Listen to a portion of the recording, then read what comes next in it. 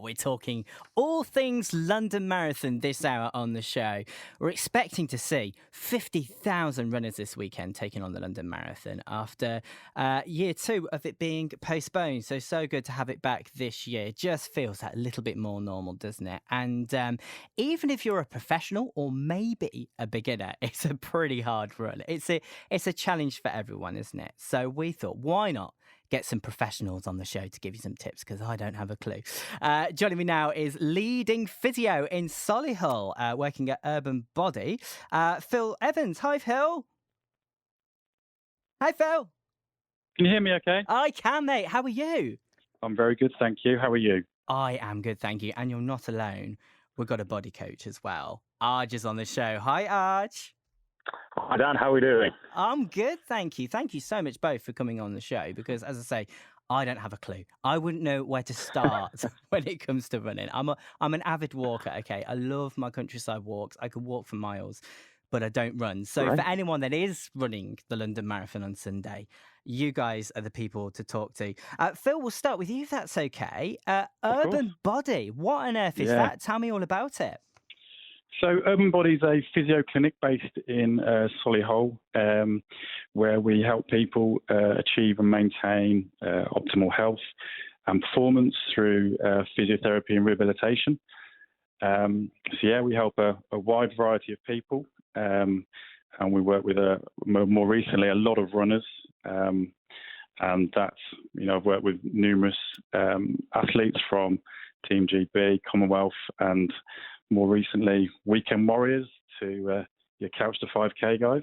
Oh, wow. So you've worked with a huge range of people, professionals and beginners as well. So you're the perfect person to speak to. We'll talk about that in a second, but let's just go back a little bit to get your story, Phil. How long have you been a physiotherapist for? When did it all start out for you? I've been qualified for about 14, 15 years. I went straight from school straight to university, where I did a sports rehab degree and then moved on to a master's, which I did in Birmingham. I then was very fortunate to work with some fantastic physios up at Loughborough University, where I was there for 10 years plus, working with a lot of different sports, a lot of different elite athletes. And then I left there a few years ago and set up my own clinic, which is Urban Body Physio in Solihull, where we have created a clinic and a service in Solihull to help improve people's health and fitness. So you've come on quite a journey then to create your own business. What was that like, opening it for the first time and thinking, this is mine? Oh, pretty daunting, pretty scary. Leaving a job at Loughborough to go off on your own is it took some courage. It took some help, but had some really good people around me to help me build that. And fantastic decision, and thoroughly enjoying it. So would you say you're the ultimate person to come to then for London Marathon tips? I'm one of many. I'm a part of somebody's journey.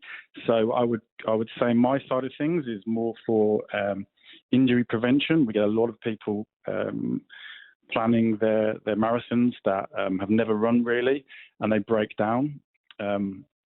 So my side of things would be a lot of screening, a lot of looking about how they run, a lot of preventative stuff. And then the next stage would be a running coach, like Arj, to then take them the next step to the performance. Brilliant. And you said you've worked with such a huge range of different runners. So tell me about some of the bigger names that you've worked with. So I looked after a lot of the Commonwealth guys for the Glasgow Commonwealth. So I looked after the Scottish runners at Loughborough University. So it was, some of them are still running. So guys like Guy Learmoth, Jake Whiteman, those sorts of, they were track athletes rather than marathon runners, but it's all the same thing. It's running. It's just a different distance. It's similar injuries. And it must be quite a proud moment to see that progress for you as well, I would imagine. Let's get your top tips, though, for anyone that's listening to this thinking, I'm running the London Marathon on Sunday, whether they're a beginner or whether they've done it before. What are your top tips for succeeding in the marathon? What do people need to do? So the top tips now, we are two days out. The biggest thing is to fuel your body. You need to fuel it correctly with certain amounts of carbs. Gradually increase it. Don't go crazy. If people often just think they need to load up a load of carbs, but then they'll be feeling heavy and bloated. So gradually increase it. Trust your training as well. Don't go for a crazy run just before the marathon. I would also warm up thoroughly on the day, including kind of some dynamic stretching. Possibly, if they've tested it, have some gels and some carb drinks with them. If they haven't tested it, don't do it. Don't bring anything new into last minute into it, because it won't work, i.e. new trainers, etc. Sleeping is really important. So the night before your marathon, chances are you're not going to sleep very well. You're in a hotel. No, there's going to be a lot on your mind, a lot of adrenaline. Exactly. So tonight, tomorrow night, Saturday night, have an early night and hydrate. Keep hydrating. So concentrate on your sleep now, and sort of, you mentioned before about not going crazy the day before the marathon, right? So what should people be doing over the next few days? Should they be relaxing more than training? Is it kind of too late to do more training now? Yeah, you need to trust what you've done. You're not going to change your performance now. If anything, you're going to make everything. We're going to start getting injured if you just change your plan. So relax, put your feet up, calm your nerves, and most importantly, just enjoy it. Running the marathon is an incredible achievement. It absolutely is. And you're so right. Embrace the moment, Think about where you are and what you're doing. Phil, amazing tips. Thank you so much for speaking to you. And even not as a marathon runner myself, it's interesting to hear, how athletes would do this. So thanks for your time, Phil. Let's speak to Arj now, who is a athletics performance coach. Hello, Arj. How are we doing, Dan? I'm good, thank you. Thanks for coming on the show. So I'm guessing you agree with everything Phil is saying there, but you're particularly a nutritionist, aren't you? So talk to me about the importance of having a good diet. I mean, Phil mentioned it, but what should people be eating over the next few days? Yeah, I mean, first, some fantastic tips there from Phil. I think the biggest message really is this is not the time to try anything new. So you need to always practice. Do a practice run, awful pun I know, but before you actually embed anything into your training. So if you haven't necessarily been taking on lots of carbohydrates prior to a run, then it's probably best not to try and look at things optimally.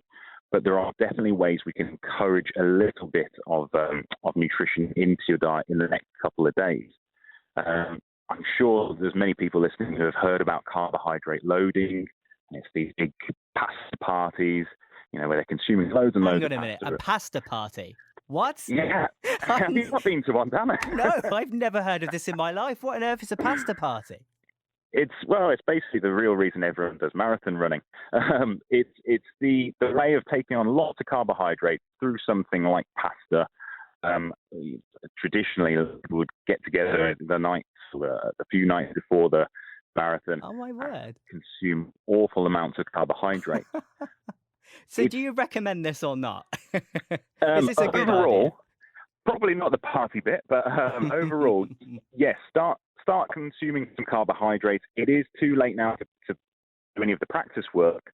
But if you looked at your body weight and you then times it by about 4, that's your body weight in kilograms, times it by about 4, that's pretty much the amount of carbohydrate I would be getting my runners. I've got a few runners doing London in a matter of days.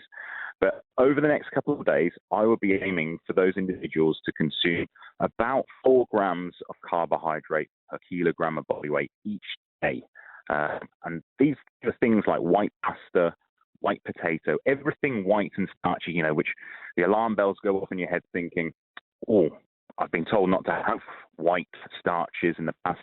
That's not true. And it's actually really valuable for our marathon runners. Something low in fiber and low in fat.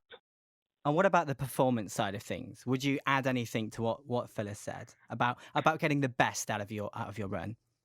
Yeah. So it's too late to improve your aerobic fitness now. 7 days, you're not going to do anything, but you can get nice and loose. So I would get everyone making sure that they're doing 20 to 30 minutes worth of really light activity over the next few days in preparation for the marathon. So that light activity might be a very easy cycle if you're used to cycling, or it might just be a really easy jog, or like you like to do, Dan, do some walking. But just make Good sure to it's know only that would help. Yeah, absolutely. 20 to 30 minutes each of those days, just to keep things ticking over. You don't want to be sedentary almost, but you don't want to be doing too much. 20 to 30 minutes for someone who's been training for the marathon basically feels like you're not even getting warmed up. Yeah, don't overdo it. That's the key, isn't it? And a Absolutely. lot to take in there. But I imagine there's plenty on your website to look at. Is that right?